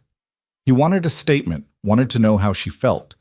But Eliza couldn't find words big enough for what she was feeling. Relief, yes, but also grief for all the years Marcus had stolen. Anger that it had taken this long for anyone to help, and underneath it all, a fragile, growing sense of possibility. "I just want to go home," she told him. Rose put an arm around her shoulders. "Then let's go home." The ride back to the boarding house took all day. They didn't talk much, just let the miles pass beneath the wagon wheels while the sun tracked across the sky. When they finally arrived, the property looked different to Eliza. Still scarred from the siege, the new barn was smaller than the old one. The house still bore bullet holes they hadn't gotten around to fixing. But it was standing, solid, real, and it was hers, in a way that the house in Copper Creek had never been. That night, they celebrated quietly. Rose made a special dinner, used the good china she usually reserved for holidays. Tom and Jesse joined them, both mostly healed from their wounds. They toasted to justice, to survival, to the future. "To Eliza," Caleb said, raising his glass, "who proved that sometimes the meek don't just inherit the earth, they fight for it." Eliza smiled despite the tears threatening to spill over. "I couldn't have done any of this without all of you." "Maybe not," Rose said, "but you're the one who took the first step. You're the one who decided to leave. Everything else just followed from that choice." Later, after everyone had gone to bed, Eliza stood outside looking at the stars. The same stars that had been there the night she fled Copper Creek. The night Caleb had pulled her onto his horse and carried her to safety. They looked different now. Brighter somehow. Or maybe she was just finally able to see them clearly. She thought about Marcus, locked in a cell 300 miles away. Thought about the judge's words, the jury's verdict. Thought about all the years ahead of her, Years she could fill with anything she wanted instead of just endurance.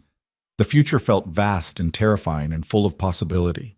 And for the first time in her life, Eliza Thorne wasn't afraid of it. The weeks after the trial passed in a strange blur of normalcy that Eliza didn't quite trust.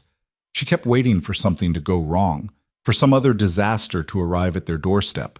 But days turned into weeks, and the only things that came were the usual rhythms of work and weather and the slow process of healing.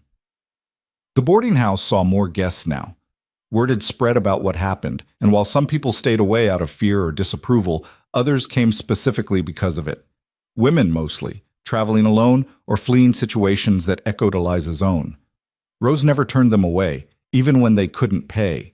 She'd just put them to work alongside Eliza, teaching them the same lessons about self-reliance and dignity. "This place is turning into a refuge," Caleb observed one evening. There were 4 new women staying in the upstairs rooms, all of them jumpy and worn-looking. "You realize that, right?" Rose shrugged. "Good. Someone's got to do it. Law sure isn't helping these women. Churches just tell them to pray harder and submit better. At least here they can catch their breath and figure out what comes next." Eliza found herself becoming something unexpected, a guide for these women who were walking the same path she'd walked months earlier. She taught them how to collect eggs without getting pecked, how to haul water efficiently, how to punch without breaking their thumbs, small skills that added up to competence, to control over their own bodies and lives. "Does it get easier?" one of them asked her one afternoon. Her name was Sarah, 19 years old, and 7 months pregnant from a husband who'd beaten her so badly she'd lost hearing in one ear. "The fear, I mean, does it ever really go away?" Eliza considered the question while they hung laundry on the line. "I don't know if it goes away completely, but it gets quieter. You learn to live around it instead of under it." "That doesn't sound like freedom." Maybe not, but it's better than the alternative." Eliza pinned up one of Caleb's shirts, watched it billow in the wind. "You can't undo what was done to you. Can't erase the memories or make your body forget, but you can build something new on top of it, something that's yours." Sarah touched her swollen belly, expression uncertain. "I don't know if I can do this. Raise a baby alone. Start over. You're not alone. That's the whole point of this place." Eliza met her eyes. "And you're stronger than you think. You already proved that by leaving." It was advice Eliza was still learning to believe herself. Some days she felt capable, grounded in her new life. Other days the weight of what Marcus had done, what he'd stolen from her, felt crushing. She'd catch herself slipping into old patterns, making herself small, apologizing for taking up space. And she'd have to consciously stop, remind herself that she didn't live that way anymore. "You're being too hard on yourself," but Caleb told her one night when he found her scrubbing the kitchen floor with unnecessary violence. "You don't have to be perfect at this." "I'm not trying to be perfect. I'm trying to be different than I was." "You are different. You just don't see it yet because you're still in the middle of becoming." He took the brush from her hands, pulled her to her feet. "Come on, let's go for a ride." They saddled 2 of the horses. Hers was a gentle mare named Clover that Rose had bought specifically for the women who needed to learn, and rode out into the desert under a sky crowded with stars. The air was cool and clean, carrying the scent of sage and dry earth. "Where are we going?" Eliza asked. "Nowhere in particular, just away." They rode in comfortable silence for a while, letting the horses pick their way through the scrub. Eventually they stopped on a small rise that overlooked the valley, the boarding house visible in the distance as a cluster of warm lights against the darkness. "I've been thinking," Caleb said, "about staying." Eliza's heart did something complicated in her chest. "You're always here. I mean, permanently. Not just helping Rose for a while, but making this my home, building something here." He looked at her sidelong. "If that's all right with you." "Why wouldn't it be?" "Because I don't want you to feel obligated, like you owe me something because I helped you. This only works if it's what you want, not what you think you're supposed to want." Eliza turned to face him fully. "Caleb Rourke, in the months I've known you, you've taught me to fight, helped me survive, stood beside me when my brother tried to burn us out. You've never once made me feel like I owed you anything. Why would you start now? Because things are different now. Marcus is gone. You're safe. You don't need protection anymore. Maybe not, but I might want companionship. There's a difference. His expression shifted, something guarded in it relaxing. Companionship, huh? Unless you've got other plans, some other place you need to be. I've been drifting for 10 years since Grace died. Never saw a reason to put down roots anywhere. He gestured at the valley spread below them. But this place, these people, you, it feels like something worth staying for. They sat there on their horses, close enough that their legs nearly touched, and Eliza felt the future opening up in front of her. Not perfect, not easy, but hers to shape instead of having it shaped for her. Then stay, she said simply. The smile that crossed his face was worth more than any promise he could have made. Winter came early that year, bringing cold that settled into bones and snow that made the roads nearly impassable. The boarding house filled up with travelers trapped by weather, and for weeks the common room was constantly crowded with people seeking warmth and shelter. Rose grumbled about the work, but Eliza caught her smiling sometimes when she thought no one was looking. The old woman had built this place to help people, and now it was doing exactly that on a scale she'd never managed alone.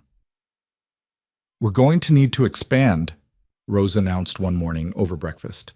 "Add more rooms, maybe a separate building for the women who need longer-term shelter. Can't keep stuffing people into every available corner." "That takes money," Caleb pointed out. "Then we'll find money. Take on investors maybe, or set up some kind of charitable foundation." Rose stabbed at her eggs. "Point is, what we're doing here matters, and we should do more of it." Over the following months, that's exactly what they did. Rose reached out to wealthy ranchers and businessmen, women's groups in the cities, anyone who might have resources to spare. Some ignored her. Others contributed small amounts. But a few, particularly women who'd survived situations similar to Eliza's, gave generously. By spring, they'd broken ground on a new building. Nothing fancy, just a solid structure with 6 small rooms and a communal kitchen. A place where women could stay for weeks or months while they figured out their next steps. Rose wanted to call it a shelter, but Eliza suggested something different. "Call it the Grace House," she said. "After Caleb's sister. After all the women who didn't make it out." Caleb's eyes went bright with something that might have been tears, but he blinked them away and nodded. She'd have liked that. The work of building kept them all busy through the summer. Caleb oversaw the construction, teaching some of the women basic carpentry as they went. Eliza managed the boarding house day to day, freeing Rose up to handle the business and fundraising side. It was hard work, the kind that left them exhausted at the end of each day. But it was good work, purposeful. One afternoon in late July, a letter arrived from the territorial prison. Eliza's hand shook as she opened it, certain it would be from Marcus. But the handwriting was different, neat and official. It was from the warden. Marcus had been involved in a fight with another prisoner. He'd lost badly, taken a beating that left him in the infirmary for 3 weeks. The warden wanted Eliza to know that additional time had been added to his sentence for instigating the violence. "You all right?" Caleb asked. He'd found her sitting on the porch steps, letter crumpled in her fist. "He's hurt. In prison. Someone finally did to him what he did to me for years." She looked up at Caleb, searching his face. "I should feel good about that, right? Like justice is being served, but I just feel empty." "That's because you're not like him. Revenge doesn't actually fix anything, doesn't undo the damage or heal the wounds. It just creates more of the same." Caleb sat beside her. "Being empty is better than being full of hate. Means there's room for other things to grow." She wanted to believe that. Wanted to think that she could fill the spaces Marcus had carved out with something better than bitterness. But some days it was hard to imagine what that would even look like. The answer came gradually, built piece by piece through the work they were doing. Every woman who passed through their doors, every skill learned, every small victory celebrated. These things accumulated into something larger, a sense of purpose that had nothing to do with Marcus and everything to do with the life Eliza was actively building. The Grace House opened in September, 1 year and 3 months after Eliza had first fled Copper Creek. They held a small ceremony, nothing fancy. Rose said a few words about why this work mattered. Caleb planted a tree out front, a young oak that would take decades to reach its full height.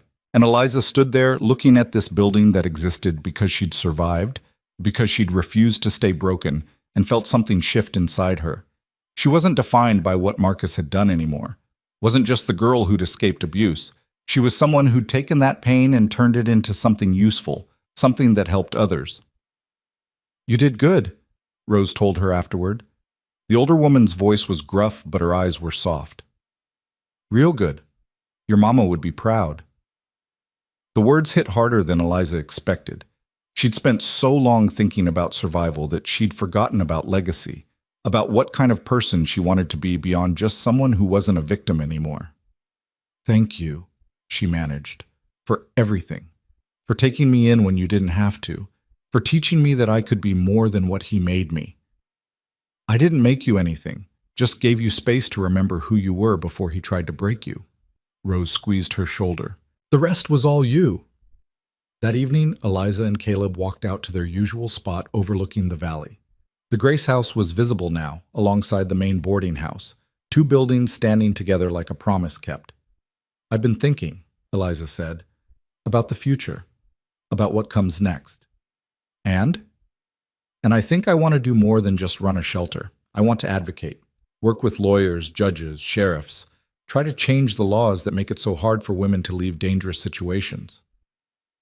She looked at him. "That probably sounds naive. Sounds necessary. Laws don't change themselves. Takes people willing to fight for it. It's going to be hard. Probably take years. Most people will think I'm wasting my time." "Probably. But you've never been much concerned with what most people think." Caleb took her hand, laced his fingers through hers. "And you won't be doing it alone." They sat there as the sun set, painting the sky in shades of orange and purple and deep red. Somewhere in the distance, a coyote called out and was answered. The desert stretched away on all sides, vast and unforgiving and beautiful. "Do you ever think about what your life would have been like if you'd never left Copper Creek?" Caleb asked. "Sometimes, usually when I'm being morbid." Eliza considered the question seriously. "I think I'd be dead by now, or so broken that death would have been kinder." "But you're not." "No, I'm here, building things, helping people, living." She turned to look at him. "And I'm happy. Not every minute of every day, but enough that it matters. Is that strange?" "Why would it be strange?" "Because happiness feels like something I'm not supposed to have, like I haven't earned it yet." Caleb shook his head. "You don't earn happiness. You just grab it when it shows up and hold on as hard as you can. And if it helps, I'm happy too. Happier than I've been in 10 years. Because of the work we're doing? Because of you." He said it simply, like it was the most obvious thing in the world. "Because you showed me that good things can come from terrible situations if you're willing to work for them. Because every time I see you teaching some scared woman how to stand up for herself, I remember why any of this matters." Eliza felt her throat tighten. "Caleb, I'm not asking for anything.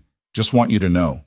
You changed my life by walking into it, made me remember that I could build something instead of just drifting." She kissed him then, soft and brief and full of possibility. When she pulled back, he was smiling. "What was that for?" "For being you, for staying, for making me believe that I could have this, whatever this is, without it being taken away. It's not going anywhere, neither am I." The years that followed proved him right. They built more structures, helped more women, slowly created a network of shelters across the territory. Eliza did exactly what she'd planned, worked with lawyers and judges, and anyone who would listen to change the laws around domestic violence and women's rights. It was slow, frustrating work. For every small victory, there were a dozen setbacks. But she kept pushing, kept fighting, because she knew firsthand what was at stake. Rose passed away 3 winters later, peacefully in her sleep at the age of 67. They buried her on the property she'd loved, under the oak tree Caleb had planted. Eliza grieved hard and deep, mourning not just Rose, but the mother figure she'd never thought she'd have again. "She'd want you to keep going," Caleb said at the funeral. "Keep building, keep helping. That was her whole life, making sure people who needed shelter could find it." So they did. The boarding house became the Rose Garrett Foundation, named for the woman who'd started it all. The Grace House expanded into Grace Houses, plural, scattered across Nevada and into California. And Eliza became known not as the girl who'd escaped abuse, but as the woman who'd turned her survival into a movement. She and Caleb married in a simple ceremony 5 years after they met. No fancy church, no elaborate celebration, just vows spoken under open sky with the people they'd helped standing witness. Sarah was there with her daughter, now 4 years old and full of life. Tom and Jesse came, both retired from ranch work but still ready to help if needed. And dozens of women whose names Eliza had learned, whose stories she'd heard, whose lives had been changed by finding refuge when they needed it most. "You know what I think about sometimes?" Eliza said on their wedding night. They were sitting outside their small house, built on the property, close enough to help with the shelters, but far enough to have privacy. "I think about the girl I was when I left Copper Creek, how scared she was, how certain she was that she'd never amount to anything. And I wish I could go back and tell her it gets better, that the pain doesn't last forever, that she's going to build something beautiful out of all that ugliness." Caleb pulled her close. Maybe she knows. Maybe some part of her knew even then, or she wouldn't have had the courage to leave. Maybe. They sat together in the darkness, two people who'd found each other in the worst circumstances and built something lasting from it. The shelters hummed with quiet life around them, women sleeping safely, children being raised without fear, futures being imagined and planned. It wasn't perfect. Nothing ever was. There were still setbacks and struggles, still women they couldn't save, still laws that refused to change. Marcus was still alive in prison somewhere, a ghost that occasionally haunted Eliza's dreams. But those dreams were rarer now, their power diminished by years of living a life that had nothing to do with him. One morning, nearly 7 years after the trial, Eliza woke to find Caleb already up and dressed. "Where are you going so early?" she asked. "Got a telegram yesterday. Didn't want to mention it until I was sure." He sat on the edge of the bed. "Marcus died 3 days ago. Heart failure," they said. He was only 42. Eliza absorbed this information slowly. Marcus, dead. The man who'd haunted her for so long, who'd defined so much of her life through his violence and control. Gone.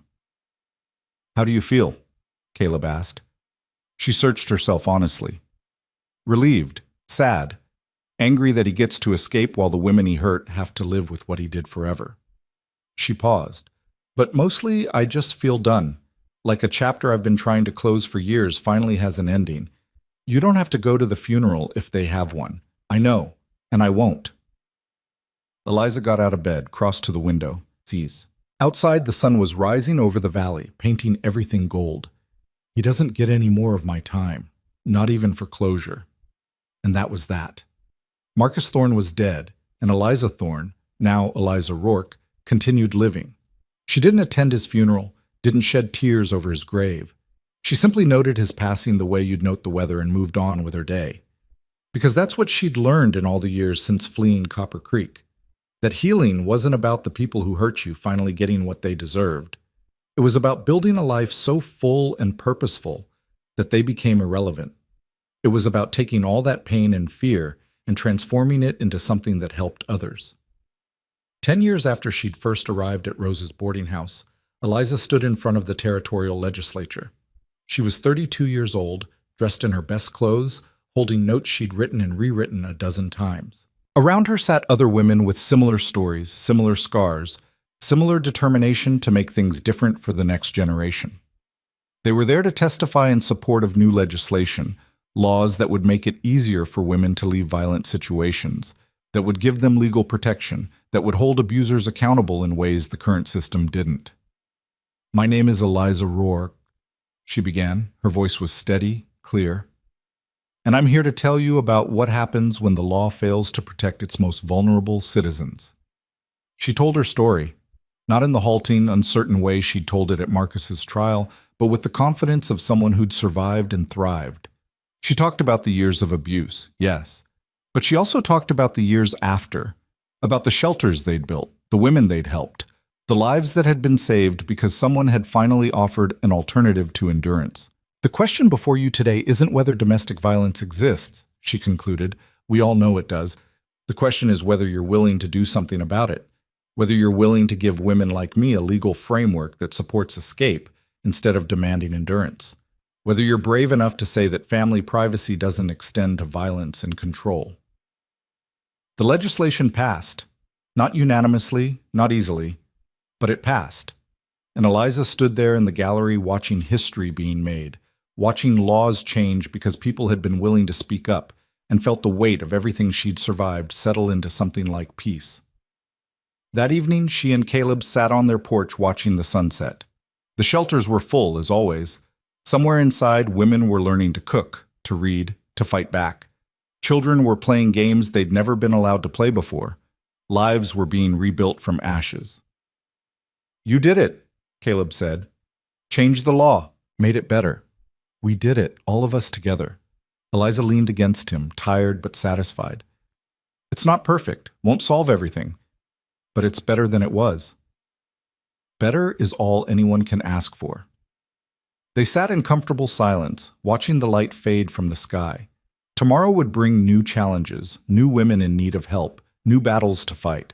But tonight they could rest in the knowledge that they'd made a difference, that Eliza Thorne, once told she was worthless, had proven her value by refusing to accept that judgment.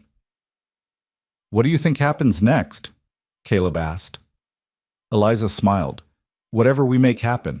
That's the beautiful thing about surviving. You get to decide what comes after." And she had decided, had chosen to build instead of break, to help instead of hide, to turn her pain into purpose. It hadn't been easy, healing never was, but it had been worth it. Because in the end, worth wasn't something given by others or taken away by violence. It was something you claimed for yourself, piece by piece, day by day, until you looked in the mirror and recognized the person staring back, until you could say without hesitation that your life mattered, that you mattered, not because of what had been done to you, but because of what you'd done with what remained. Eliza Rourke had started as nothing, according to the man who tried to break her. But she'd ended up as something far more important, someone who proved that broken things could be remade into something stronger, that victims could become advocates, that the girl at the edge of breaking could step back and build an entirely different life. And in doing so, she'd given that same possibility to hundreds of other women, had shown them through action rather than words that worth wasn't bestowed by others or destroyed by violence. It was inherent, unbreakable, eternal. She'd been told she was worthless. She'd proven them wrong by living, and that, in the end, was the only victory that mattered.